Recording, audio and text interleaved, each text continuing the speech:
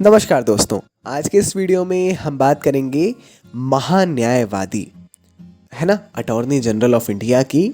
मतलब कौन कौन से दायित्व हैं, पदावधि क्या है, इनका वेतनमान कैसे निर्धारित होता है, किस प्रकार के कार्य हैं, अधिकार हैं, सीमाएं हैं, है ना। अनुच्छेद 76 एवं अनुच्छेद 88 के माध्यम से जो है काफ़ी जानकारी संविधान में दी गई है, वर्णित है। और उसके अतिरिक्त भी किस प्रकार से क्या है, ये सारी बातों को आज के इस वीडियो के माध्यम से हम जानने का पूरा प्रयास करेंगे। वीडियो में अंत तक ज़रूर जुड़े रहिएगा। यदि आप किसी भी कॉम्पिटिटिव एग्जाम की तैयारी कर रहे हैं तो इस चैनल में प्रतिदिन नए वीडियोज़ आते हैं, आप सब्सक्राइब भी कर सकते हैं। शुरू करते हैं वीडियो को। अनुच्छेद 76, भारत के महान्यायवादी जो हैं, अनुच्छेद 76 की नियुक्ति महान्यायवादी ये अनुच्छेद 76 के अंतर्गत आते हैं। इनकी नियुक्ति भारत के राष्ट्रपति द्वारा की जाती है।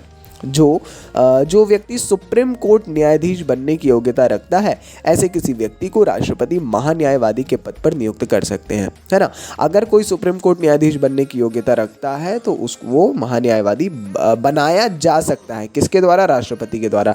अब इतना ईजी भी नहीं है डेफिनेटली, है ना। भारत का जो महान्यायवादी है, अटॉर्नी जनरल है भारत सरकार का, ये मुख्य कानूनी सलाहकार होता है और भारतीय उच्चतम न्यायालय में सरकार का प्रमुख वकील होता है ना। तो कई बार आप सुनते हैं ना अटॉर्नी जनरल ऑफ इंडिया, तो वो यही है कि भारत के जो केसेस हैं भारत सरकार के खिलाफ वाले, वो लड़ते हैं ये मुख्यतः। ये उच्च विधि अधिकारी होता है। ये भारत सरकार को विधिक मामलों में सलाह देता है। इसका प्रावधान संविधान के अनुच्छेद 5 के संविधान के भाग 5 के अनुच्छेद 76 में किया गया है। देश के महान्यायवादी का कर्तव्य कानूनी मामलों में केंद्र सरकार को सलाह देना और कानूनी प्रक्रिया की उन जिम्मेदारियों को निभाना है जो राष्ट्रपति की ओर से उनके पास भेजे जाते हैं। इसके अतिरिक्त संविधान और किसी अन्य कानून के अंतर्गत उनका जो काम निर्धारित है, उनका भी पालन उन्हें करना होता है। जैसे अपने कर्तव्य के निर्वहन के दौरान उन्हें देश के किसी भी न्यायालय में उपस्थित होने का अधिकार है, ठीक है। तो ये भी एक बड़ी बात है। उन्हें संसद की कार्यवाही धारा 88 के अनुसार भाग लेने का अधिकार है। हालांकि उनके पास मतदान का अधिकार नहीं होता है। मतदान इन दी सेंस जो संसद में मतदान होता है उसकी बात की जा रही है। उनके कामकाज में सहायता के लिए सॉलिसिटर जनरल और अतिरिक्त सॉलिसिटर जनरल होते हैं। अब यहाँ पे भी कंफ्यूजन हो सकती है, सॉलिसिटर जनरल क्या होता है। तो ये जो सॉलिसिटर जनरल है, ये इन्हीं अटॉर्नी जनरल के ही अंतर्गत आते हैं। माफ़ करिएगा, एक चीज़ और, अनुच्छेद नहीं, वो धारा 88 है थंबनेल में जो लिखा हुआ है ना, हाँ बताना, हम लिखने वाले थे उसमें और बोल भी वही दिया, धारा 88 है ना, जैसे हमने यहाँ पर नोट किया हुआ है। अब हम इनके नियुक्ति की और बात करें, पदावधि कैसी रहती है, तो संविधान महान्यायवादी को निश्चित पदावधि प्रदान नहीं करता है। संविधान में इनके पदावधि से संबंधित कोई ऐसा विशेष वर्णन नहीं है, इसलिए वो राष्ट्रपति की मर्जी के अनुसार ही कार्यरत रहता है। उसे किसी भी समय राष्ट्रपति द्वारा हटाया जा सकता है। उसे हटाने के लिए संविधान में कोई प्रक्रिया या आधार उल्लेखित भी नहीं है।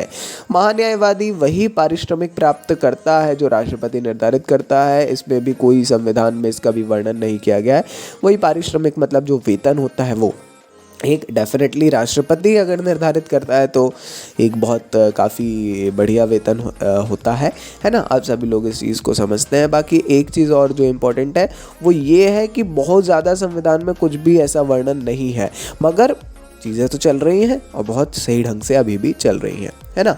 आइए आगे बढ़ेंगे। कर्तव्य और कार्यों की अगर हम बात करें तो सबसे पहले कर्तव्य, वो कानूनी मामलों में भारत सरकार को सलाह देते हैं और राष्ट्रपति द्वारा उसे भेजे या आवंटित किए जाते हैं उन पर, है ना।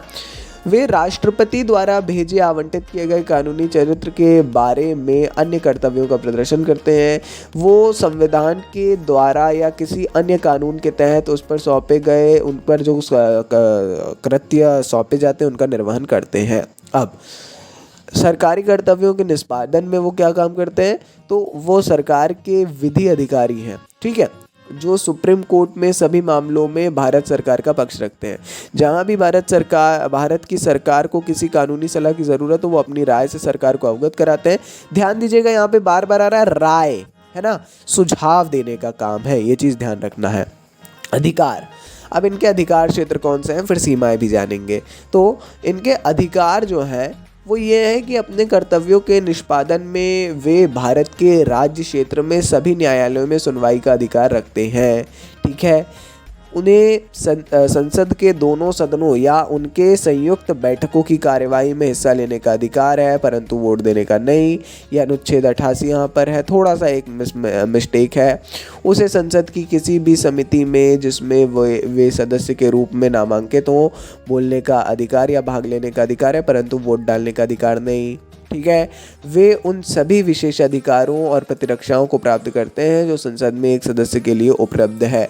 तो विशेषाधिकार सब एक एमपी एमएलए एमपी वाले हो गए, एमपी के अधिकार यहाँ पे आ जाते हैं। साथ ही सीमाएं, ये एक बहुत ज़रूरी बात है। वे अपनी राय भारत सरकार के ऊपर थोप नहीं सकते, मतलब वो राय दे सकते हैं मगर ये नहीं कह सकते कि इनका पालन करना ही करना है ना। वे भारत सरकार की अनुमति के बिना आपराधिक मामलों में आरोपियों का बचाव नहीं कर सकते, बिल्कुल होना चाहिए ऐसा। वे सरकार की अनुमति के बिना किसी भी कंपनी में एक निदेशक के रूप में नियुक्ति को स्वीकार नहीं कर सकते, अनुमति लेके, ठीक है, कर सकते हैं। ये ध्यान देने वाली एक बात आती है यहाँ पर, महान्यायवादी को निजी कानूनी अभ्यास से वंचित नहीं किया जाता है। वे सरकारी कर्मचारी नहीं होते क्योंकि उन्हें निश्चित वेतन का भुगतान नहीं किया जाता है। पारिश्रमिक जो है राष्ट्रपति निर्धारित करते हैं, ये काफ़ी ज़रूरी बात है। ठीक है जी, ये थी आज के इस वीडियो की अंतिम जानकारी। अटॉर्नी जनरल ऑफ इंडिया अपने आप में एक बहुत महत्वपूर्ण पद है, चाहे आप किसी भी सिविल सर्विसेज की तैयारी को लेके लो या किसी भी चीज़ को लेके लो, कॉम्पिटिटिव को, बहुत इंपॉर्टेंट है। अच्छा हुआ आपने इस वीडियो में अंत तक आप जुड़े रहे, अंत तक देखा। बहुत बहुत शुभकामनाएं आपको भविष्य के लिए, जो भी आपके लक्ष्य हो वो जल्दी आप प्राप्त करें। बहुत बहुत धन्यवाद। वीडियो अच्छा लगा हो तो लाइक करिए, चैनल पर नए हो तो सब्सक्राइब करिए। मिलेंगे अगली वीडियो में। नमस्कार जी। Dynamic impulsion.